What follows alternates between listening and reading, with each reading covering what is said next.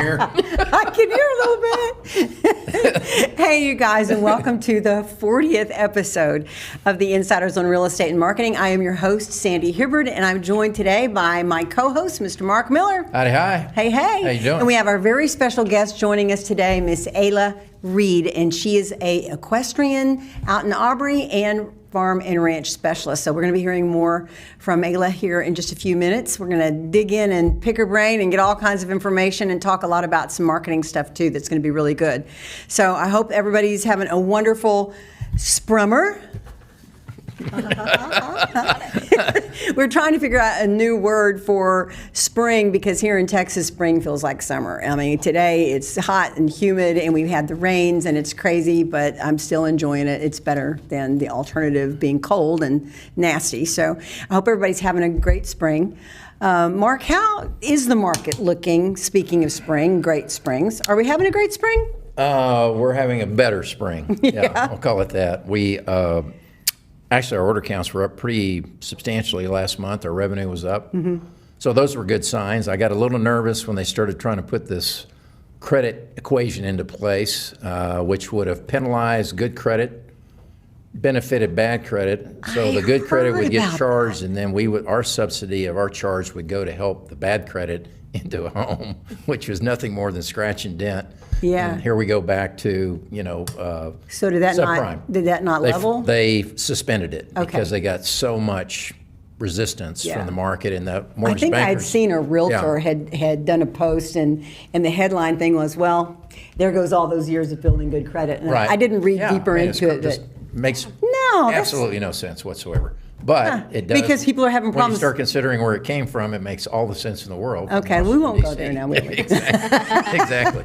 So anyhow, I was really happy about that because I was really concerned that we felt like we were just starting to get a little feeling of normalcy again, and we were starting to hear some backup contracts, and the rates were sort of at least being more balanced and acceptable by the home buyers. So I'm glad that got diverted. Yeah, no kidding. And we'll see where that comes up. Any news on the foreclosure front? No, postings are staying about the same. I mean, they're not rapidly rising. I still believe we're going to see that.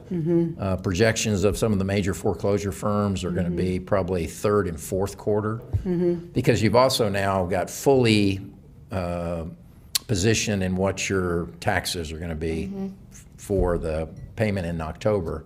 And I think some people are going to have a very difficult time. And, if you're not protesting, you're just not awake right now. It's insanity.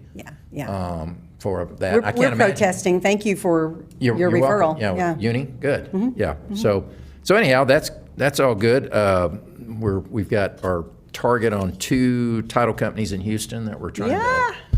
I just keep, You gonna roll them in? Yeah, I've run it 2. We didn't make those. We got 2 more on the target line, so we'll see if we get that opportunity done. We're mainly kind of like all alert on just transactional flow. We've got some odd kind of transactional flow, which everybody's experiencing, which has to do with fraud. Oh, really? And the seller fraud is out there in a pretty big way right now. It's primarily in lots. So, if you get lots, number one, if they ask you to list, you got to do a little bit more forensics to make sure they really own it, because they're engaging, like they might engage Ayla, and then she thinks she's got a good listing, and then here comes the buyer's agent with their client and consummate a deal and close the deal, and all to find out that the seller is not really the seller, and they've done a fraudulent transaction. I don't understand how that can happen. Because they forge very effectively the driver's license, and then they never come to the title company to close. First key red flag is they always want a notary close, because that's how they perpetrate the fraud, by not coming in. And being a land deal, I can see where they could be easier to slide that into the home. And they're identifying him because it's not the same address of the owner. So that's our newest thing that we're all kind of being more alert when you get a lot deal, and not a land deal, but a lot deal. on that side. So, and then just Crazy. wire fraud is just still, Keeping Carrie busy, huh? yes, pretty rampant there. So we're doing all that. So, but anyhow, that's just another day in the life of the title company. Yeah, So- exactly. I get that. That's why we need you. That's right. That's right. Oh, So- man, that's true. Anyhow, all good. Ayla's here with us today. She's an avid horsewoman and reining horse breeder, and she came to us to Texas out of Colorado, Castle Rock. She's been in the business selling real estate since 2015, correct? And really has uniquely positioned herself in the marketplace with large-scale ranch facilities, land investments, and then premier equine properties as well. And I'm sure she's got a bunch of horses out there. Too many. Yeah. No, never too many. Yeah. Horses are alive Your and well. kids, you called them earlier. Yes. You know, they are. one of the things I always watch reels on Facebook, and one of the things I love to watch is the guys that are kind of what I call the horse whisperers, because what they're doing is they're chiropractors side, and I love to watch them work on a horse. It's the most interesting thing in the world, and they know predictably exactly how to help them, and Wow. then how to watch when they're feeling the relief. They shake their heads a lot and stuff. Yeah, So yeah. anyhow, I love horses. My cousin. Okay, I saw a reel last night that I thought was hilarious, and it was a guy talking about how he knows when his dog's happy because his dog wags his tail, but how do you know when a horse is happy? They'll tell you. It's all in body language, how they look at you. And all my horses have huge personalities. One of my mares, she will tell you when she's unhappy. You will know she's firecracker. So they do have personality. Oh my gosh, Oh, I think crazy so. personalities. As- Yes. As And- one would say, big personality. Yes. Yeah, right. I have right. one that knows she's beautiful and an absolute diva, and I have one who's like makes up for it and is the sweetheart, and then I have one who's like just a disaster. Unbelievable. Yeah. They're so fun. They're funny. So anyhow, all that being said, that's where her focus. She sells houses as well. I mean, it's not just only that, but that certainly is her niche, as I would say. Yeah. So Ayla, I gave you a little update on my side. Give us an update, kind of the market as a whole. Yeah. What are you seeing in your space? Absolutely. Well, similarly to what you have noticed, obviously, in the title side, because you're our support, you see the transactions that come to you. But when we are looking as agents on the side of working with sellers and working with buyers, of course, we are in a different market than we were in 2020 and 2021, and even into 2022. That market was indicative of a very, very, very strong seller's market. We are no longer in that market space. Real estate is cyclical, and for those of us who have been in the industry for a while, we're very aware of when that pendulum starts to swing, and that's what's happened here. So now we are far more into a buyer's market. We are far more into buyers having negotiation strategies. They are able to see more inventory. They have time to look at homes. It's not the same strong, crazy seller's market that it was, where a home would come on the market within 24 hours, have 30 offers, 100 over list, no appraisal. It's changed. And so our advice and how we counsel clients, how we speak to our buyers, how we speak to our sellers has obviously changed as well. When your landscape starts to alter, as a good agent, you have to be there to help either a seller or a buyer achieve their goal in real estate the best way that you can, and counsel them appropriately along the way. So that's the biggest change, is we are now in that buyer's world. Now, getting in a little bit more specific, and let's go to farm and ranch as Sure. an example.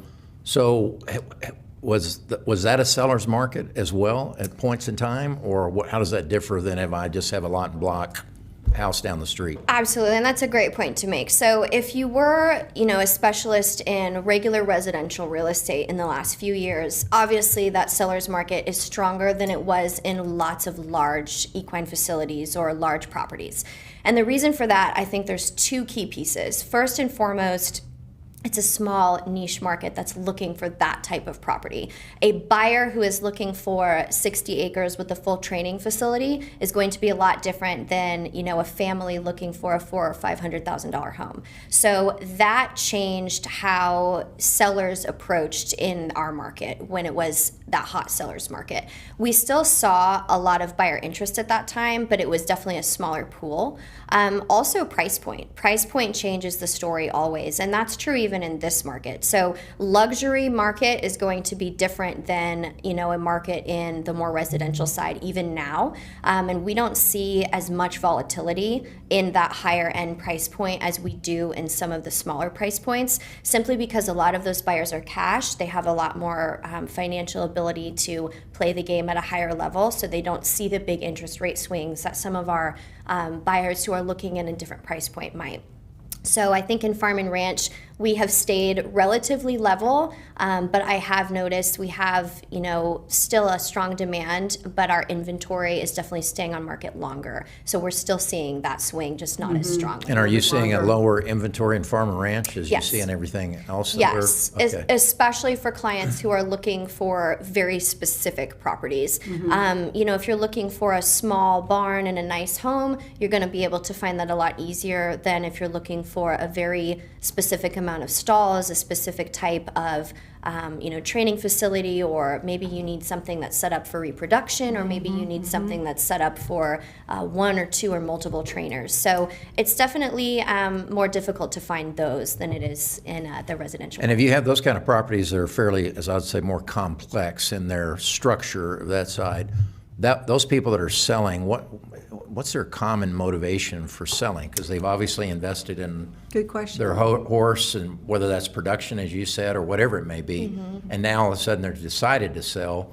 What do you find to be their next journey? Sure. Is it to another ranch, or is it okay? It's all over the board. My most experience with sellers is they're either looking to move into a more remote area, because where I live in Aubrey, I'm in a growth corridor.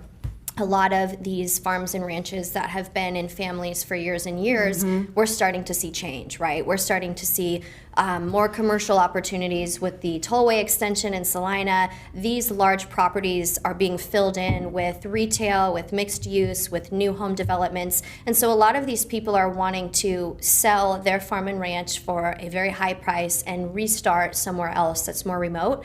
I'm also seeing a lot of people that they have decided they maybe want to downsize. That could be an age thing, or it could just be indicative of the horse market in general. So, it's a lot of work to manage and handle a large scale ranch. So for a lot of my clients who are perhaps getting older, or they're not as involved as they used to be in their particular discipline, their interest is to sell into something smaller and that's more manageable. And it's giving opportunities for new buyers, for investors, for international clients, or for people who are on the younger side looking to expand their business as well. Okay. So taking advantage of what might be the corridor for commercial coming alongside them, which obviously becomes congestion to them. Right. But they also can take the advantage of probably a higher price point Yes. because they want that land for commercial development. And then let's go find something where we can hear the birds chirp again and see the stars at night. Yes. Makes sense. Interesting. Absolutely. Yeah, cool. So what are some of your formulas for a person who's selling right now? And maybe not formula, but maybe just some advice for people who may have their house for sale in this different market. Sure. What are you seeing? So to me, my advice differs 100% based on transaction. So if it is a farm and ranch situation, obviously it would be different advice than if it was a residential. But for the sake of an example, I'll use what I think a lot of agents and the majority of sellers are going through, which is going to be of a more residential transaction. Yeah. A seller in this market has to understand that they are going to receive what I still believe is a fair market price for their home. However, a couple of things have changed. If they're expecting to have multiple offers for 30, 40, 50,000 over list, it's not going to happen. If they are expecting to have a buyer waive appraisal, it's most likely not going to happen. If they're expecting that they won't have to do a single repair, it's not going to happen. In this market, we are looking at buyers who now have some negotiation power. Okay. And so when I speak to a seller, I tell them, listen, a strong and appropriate offer is absolutely achievable. But the difference here is you're not going to be able to ask for everything in the kitchen sink and get it. Yeah. There's going to be a situation where you probably are going to have to do some repairs, or you probably are going to have to offer a rate buy down perhaps, or a concession, or something else to create a winning formula to make that transaction work. And if you have a reasonable seller, and especially if you have an educated seller, that conversation is typically very easy. I think where a lot of agents get into trouble is sellers always want to sell at the very top and they want to buy at the very bottom, and it's hard to counsel someone who has it in their mind that it's still that same old market. So I think it's all about education, and it's all about, as an agent, being able to effectively communicate to your client that they are in a different space.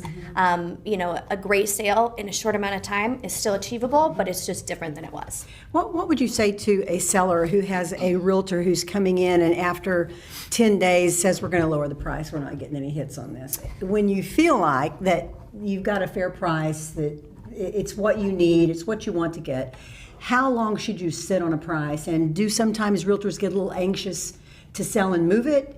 Let's talk about that for just a second. That's a real problem. It's a great question. I think if you are dealing with an agent who is, you know, focused on the end goal, right, which is the closing and the commission, that can create that conversation too early. As agents, we have a fiduciary duty to put our client first at all times, and that means that their interest comes before yours. And if you're working with a good and intelligent agent, that agent needs to recognize when a price reduction is appropriate versus when it's too early and there's other things that we can try. For myself personally, if I know that I have run the comps, if I know that I have a very good heartbeat on that market, if I know that that property is priced fairly and there's nothing else my seller can do, right? Maybe, you know, if it was a situation with a paint color that was too distracting or some landscaping that needed work, if I know my seller's taking care of all of those things and we've come to market correctly, my price reduction conversation is going to come long after I have done everything else I can to market and promote that property effectively, my network of contacts with buyers and buyer's agents, and I think 10 days is way too early for a price reduction.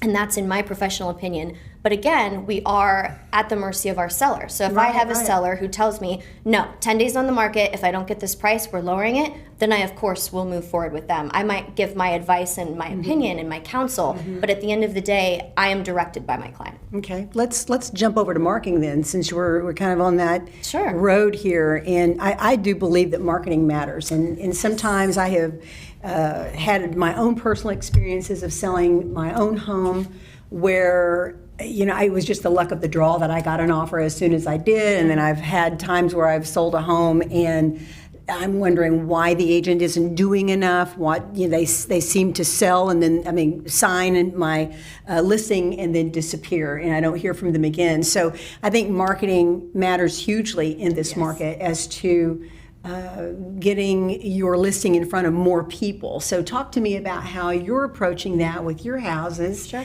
I loved what you said about the power of potent and viral marketing. I love that. Yes. So you're 100% right. We live in a complete instant gratification society. Totally. We have been programmed that at any time of day or night, any average person can pick up their phone and research and see anything they want to see at all times. So when we are marketing properties, especially in my sector, which is going to be farm and ranch, which is typically a very specific buyer, it's so important that what I am creating has a mass exposure to as many possible clients as possible. So when I look at marketing a property, whether it is a smaller residential or it is a large farm and ranch, I have similar formulas for how I sell. And of course, a piece of that is great photos. And if you're an agent who's not doing great photos, please, like, shame on you. Yes, and I see it all the time. Yeah. You know, the MLS photo with the guy who's, you know, got his iPhone. I'm like, no. Yeah. So that's a big piece of it is presenting yourself and your brand in a professional way and showcasing that house through photos, through video, etc. But something that I do that's really unique, and it works obviously on my large farm and ranch scale properties, is I market through video because we connect so highly on a video level. But I do not do it the way an average agent does it or a typical agent does it. And we've all seen those, right? You get the voice on there that's like, this 3-bed, 2-bathroom ranch house. And it's like over your head immediately. Yeah. I create storylines. Okay. I create a story. So when you see my video, if you're a buyer or not, you're going to watch it and you're going to share it because it hits something in you. And horses are really magic for that. I have a great example. I had a property up in Whitesboro, beautiful custom home, beautiful barn, incredible properties, about 40 acres, stunning lake and everything. I have a few friends of mine who they're big in the Arabian horses, and she has beautiful Friesians. And I called her up. I said, "You want to be a model for me? I need a video model to create the storyline." And we created this story, and it was a day in her life, essentially, right? So this video went through the home, went into the barn, showcased the property beautifully, created a story that emotionally connected a buyer. I had almost 100,000 views within 3 days. I saw it. It's stunning. Thank you. Yeah. I sold the property. And the girl was beautiful too. Oh, Morgan's gorgeous. Yes. I sold the property within 10, all cash, full price. And those buyers, you know, they connected with the property. And so when it comes to marketing, no matter if you are doing a small residential home or you're scaling all the way up into something specific, you have to be willing to go that extra mile to showcase why this property is special. So you put the idea for the storyboard together with your model, and then did you hire a videographer? Yes, To yes. come in professionally shoot it, because it looks like it was Yes. done very And then do professionally. you loop a little music in as well? Yes. So It's Create the it's mood. really beautifully Thank done. It's you. very professional, Thank and you know, I can't think that that would cost that much money. And of course, I realize that agents have to do according to what their marketing budget is for a home, for a listing. And if you're selling a luxury property, then you should definitely have a little bit more beautiful marketing pieces and videos that you're investing in. I mean, I think it should be a must, but you just don't see that so much of the time. You're right, you don't, and the thing is it isn't that expensive, right? If you're Not these looking, days. no, because everything has gone to video, everything has gone to, you know, phones, and even if you can't afford to hire a large videography team as an agent, you have a phone. You have the power of video. So you have to learn how to use that to reach out to any potential buyer. And it's so much bigger than the state of Texas. If all you're doing is posting it on the MLS and hoping that a buyer or an agent sees it, you're not doing enough. Or posting it on your Facebook page and your Instagram page. So how are you marketing that video? Sure. So I do a lot of different things. I'm partnered with Farm and Ranch Publications. So they have an Instagram and Facebook, and they will feature my videos when I have listings. Horseproperty.net is another one. My own social media, whether that's Instagram or YouTube or Facebook. And I also use ad dollars as well. So I have an ad spend that I set for each listing. Very important. Yes, this is how much I'm willing to spend monthly on each of these properties. And again, it's indicative of what type of listing I have. And it's part of your marketing budget. Absolutely. I mean, I think you have to have that conversation. Yes. When you're selling your home, when you're listing your home with the agent to say, you know, what is the budget going to be? I think you have to ask bluntly those questions to your agent. And a lot of sellers do not know to do that. Right. They don't understand the whole marketing process. So I think for an agent to be able to disclose, here is my marketing plan, but also to say, this is my marketing budget. Yes. I plan to spend this money on ad revenue on YouTube, and I'm going to be running Facebook and Instagram ads, or I'm going to be using this magazine or that magazine. Yes. I think that, and Marc is always preaching this, to inform. Yes. I think that sometimes sellers get caught like a deer in the headlights, where their house is for sale, they come home after it's been staged, and they're in shock of what's happening to their life. You know, that my house doesn't look the same, it doesn't feel the same. I don't know what's going to happen. You know, are we asking the right price? And this is where the realtor comes in. I think it is so important to communicate and have that relationship with the person who's helping you sell your home. I completely agree, and that is a conversation that sellers need to not be afraid to have. Picking a right agent, whether you're a buyer or a seller, is huge. Totally. Especially in this market. If you in every industry, and I say this because it's true, we have stereotypes in real estate, and they exist for a reason. There are great agents who are educated, who are dedicated, who are top producers, who know this market, and who are guides, and who can help you, and who are going to be there for you throughout the process, just as there are agents who are not. Just as there are agents who maybe do this part-time, just as there are agents who can't help you or can't counsel you. So asking questions, whether you're a seller or a buyer, is so important in this market especially. I think so too. I mean, I think that the process of finding that person that has the chemistry is Yes. sometimes can be kind of like finding a needle in a haystack, though, because salespeople can have a chemistry, right? They can come across and they can have a charisma, but then they get back after they've signed the dotted line and they are worthless. I mean, I've experienced that, and I hate to say that, and it's not just realtors. It's anyone that's in a sales function, because that is the stereotype. That is the nature of the beast sometimes. Right. So, Marc, how do you find the right agent? I mean, that's a really good question. Well, How do you find the right agent? I'm going to look for proven producers. So that's There just you pretty go. simple. It was interesting, just as simple as what we were having a conversation about my AC side. So I'm talking to the guy on the front porch. He's saying, I've been thinking about selling my house. I said, okay, well, what are your considerations? We talked for a few minutes. I said, do you have an agent that you know? Classic. Well, my wife's friend. Right. I looked at him, I said, dude, that just cost you about 50 grand off the sale of your home. Yeah. Because I said, what do you know about her production-wise? I don't know anything. How many houses does she sell a year? I don't know. What brand is she with? I'm not sure. Right. It's like, you got to pick people that, as you pointed out in some of the notes that we took together, that are doing this as a career. Yes. They didn't just get in the last 24 months. I didn't even say the last 36 months. You got to know what you're doing in this space. You got to know how to put a plan together like you do in marketing, et cetera. So, I mean, I'm going to ask more forensic than what the normal consumer is going to think to ask. They just, you sell real estate? Well, you must sell real estate. Well, we're always saying that knowledge is power to the agent, to the closer, to everyone in a transaction, but really knowledge is power to the person who's selling and the person who's buying, to the consumer, to the girl like me. Right. Knowledge is my power. And Right. that's a great point, to be forensic about who you're choosing as a realtor. Investigate them. Check out their Facebook pages, their Instagram pages. I think that's really important to.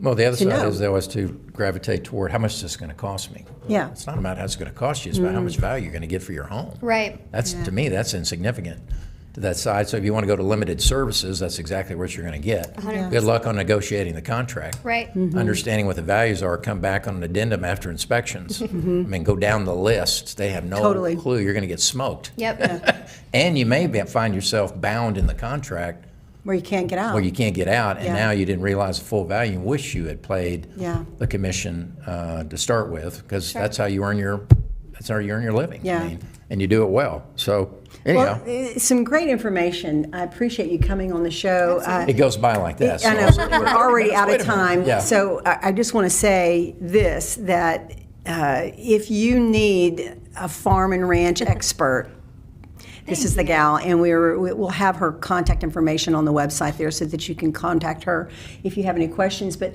we always do a 3 takeaways at the end of the show. Sure. Things that you want to just leave with the audience after we've talked around all these things. I'm going to let Marc go first so that you've got time to think about it. Thank you. Well, the first one is kind of, when I was listening to Ayla talk about her marketing strategy, it's just like, think outside the box. Yeah. Because, I loved the video. God, yeah. I loved that. It was so perfect. It was so great for that property. In concept, all you got to do is go look at Facebook page. Yeah. And watch, how many people post the same thing Mm-hmm. on where to go this weekend to the lake or whatever it may be. Mm-hmm. It's so mundane. It's so uninviting, and it has no impact Mm-hmm. to your marketing strategy. So get outside the box, step back, see what everyone else is doing. Mm-hmm. Mike Brody used to use a term called marketing the difference. Love I like that. And so you step back, look, and say, what's everyone else doing, and what can I do that's more unique to that? And you found that in your storytelling Thank you. to that side. So I applaud that. Work with people that are specialists.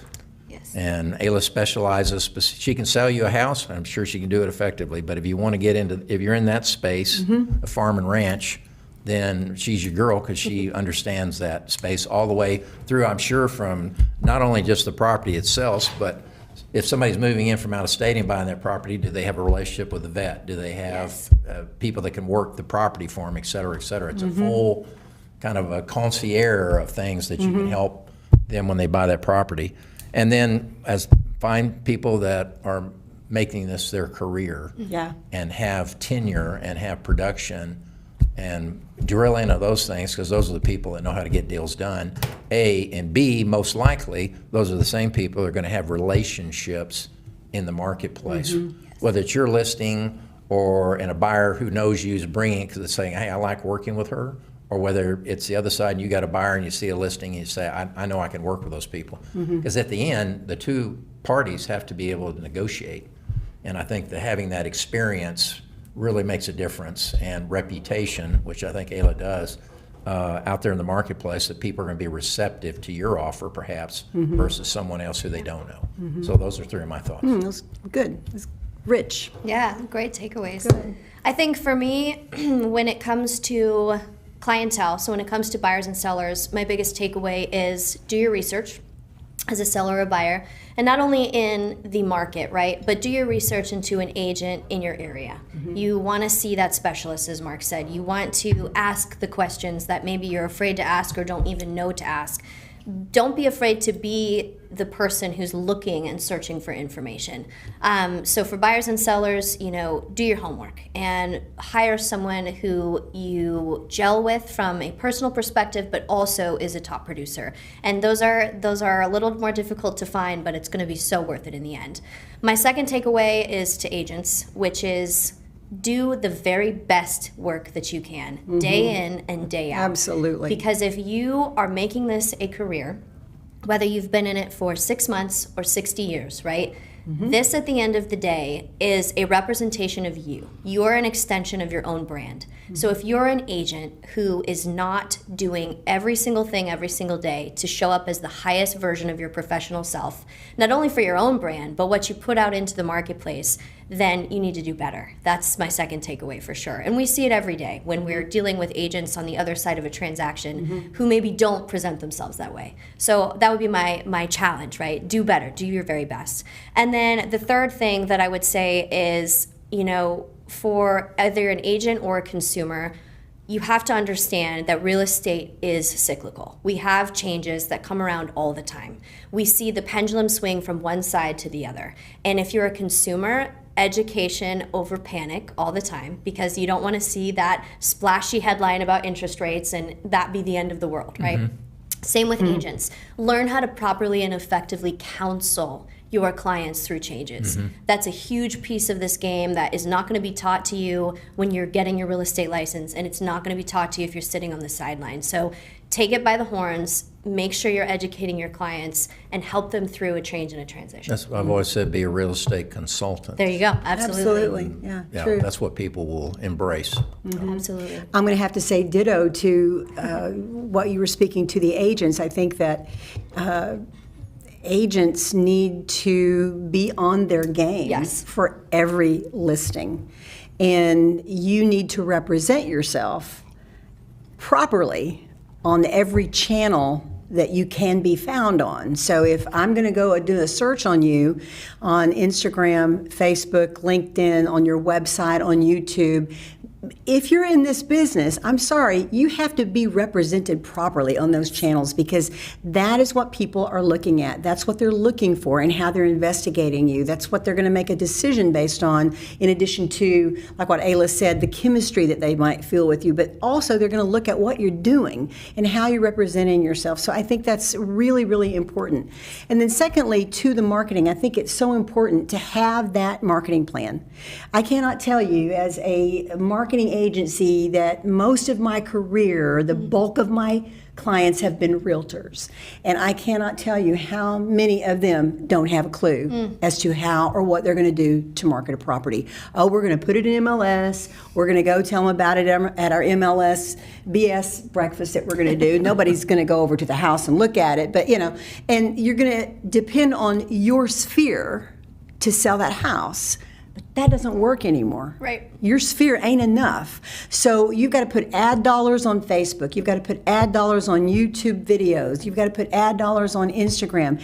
And don't freak out. It doesn't mean that you're going to have to spend all your commissions, but be smart about how you're planning your marketing budget and allocate those dollars. Be a good business person and allocate those dollars. And then thirdly, for everybody, communicate. Talk to each other. Make sure that you are asking the realtor the right questions.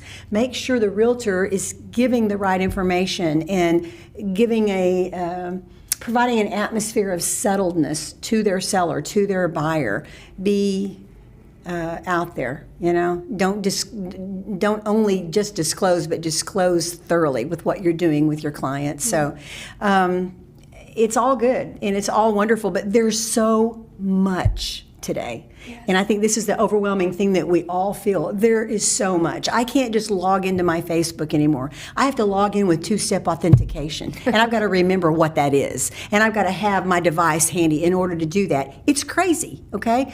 But if you get your tools in line and you get used to using them and you have strategies set up and your tools set up with them, it all becomes easier and it becomes doable. So. And you know your plan. And you know your plan. Yeah. Exactly. Power Thank you, is in guys. planning. Yes, thank you. Thank Ayla, you for thank you having so me. much. Yeah, Yes, you're thank awesome. you. Thank you. Thank you, very much. guys. We will see you for episode 41 in the month of June. Ciao. Have a happy summer. Bye. Ciao.